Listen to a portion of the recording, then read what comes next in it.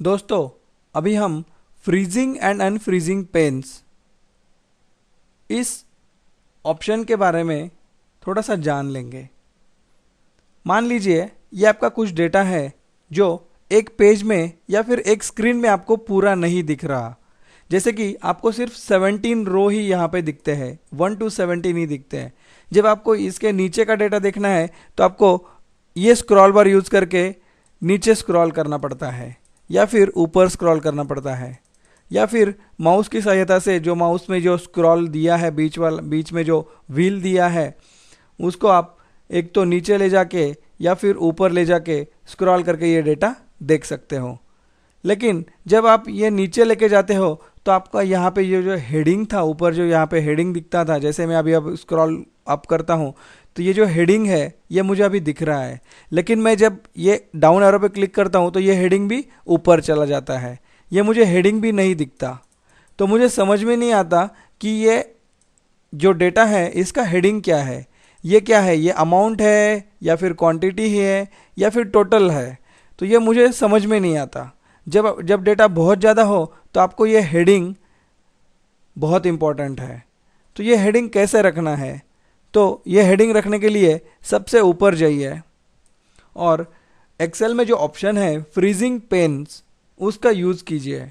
जैसे मुझे अभी रो नंबर 3 तक 1 2 3 ये 3 रोज मुझे फिक्स रखने हैं। मैं कितना भी स्क्रॉल करूं मुझे ये जो पहले 3 रोज है वो फिक्स रखने हैं, वो मुझे हर बार देखने हैं।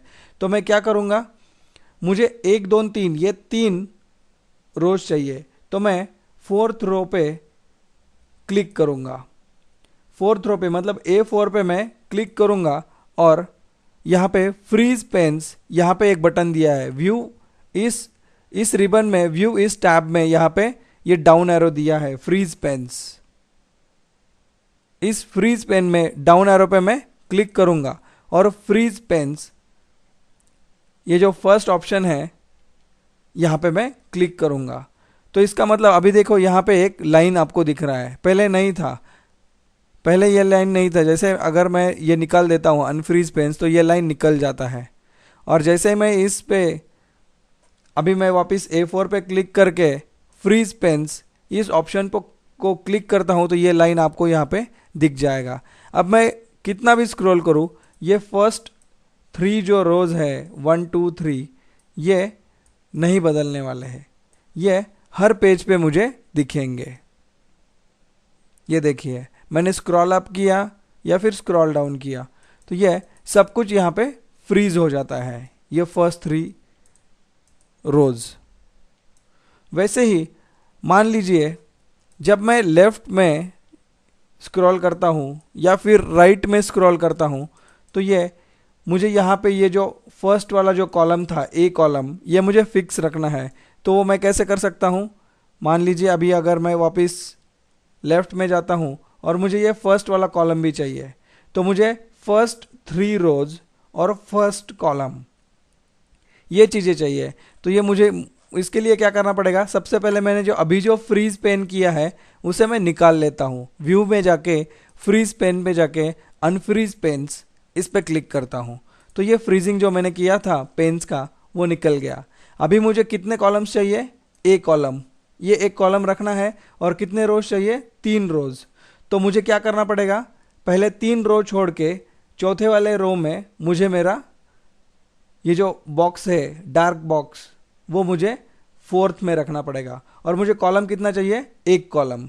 तो इसका मतलब सबसे पहला सेल्स कौन सा है जो मूव होगा, वो है B4। मतलब जो कॉलम्स आपको फ्रीज करने हैं उनको छोड़ के आगे वाले कॉलम पे क्लिक कीजिए और जो रोज आपको फिक्स रखने हैं उनको छोड़ के उसके नीचे वाला जो रो है उस पर क्लिक कीजिए। तो जो इंटरसेक्शन बनता है उस इंटरसेक्शन में जो एड्रेस आता है वहाँ पे आपको ये कर्सर रखना पड़ेगा। जैसे मैं B4 में ये कर्सर रखता हूँ और मैं अभी अगर फ्रीज पेन में फ्रीज पेन्स ये सिलेक्ट करता हूँ तो ये मेरा फर्स्ट जो कॉलम है वो फिक्स रहेगा और ये फर्स्ट 3 वाले रोज मेरे फिक्स रहेंगे। जैसे मैं अभी अगर स्क्रॉल डाउन करता हूँ तो ये सब कुछ सही तरीके से स्क्रॉल हो रहा है। और मैं जैसे स्क्रॉल में राइट स्क्रॉल करता हूँ, यहाँ पे क्लिक करता हूँ तो फिर भी मेरा ऑर्डर डेट फिक्स रहता है। इस तरीके से आप फ्रीजिंग एंड अनफ्रीजिंग पेन्स कर सकते हैं। जब आपका ये काम हो जाए या फिर आपको लगे कि मुझे अभी फ्रीजिंग पेन्स की ज़रूरत नहीं है, तो ये फ्रीज पेन्स पे क्लिक कीजिए और वापस अनफ्रीज पेन्स इस पे क्लिक करो, तो आपका जो पहले वाला शीट था जैसे था एज इट इज़ वो बन जाएगा। फ्रीजिंग वाला जो आपने किया था ऑप्शन वो निकल जाएगा। धन्यवाद।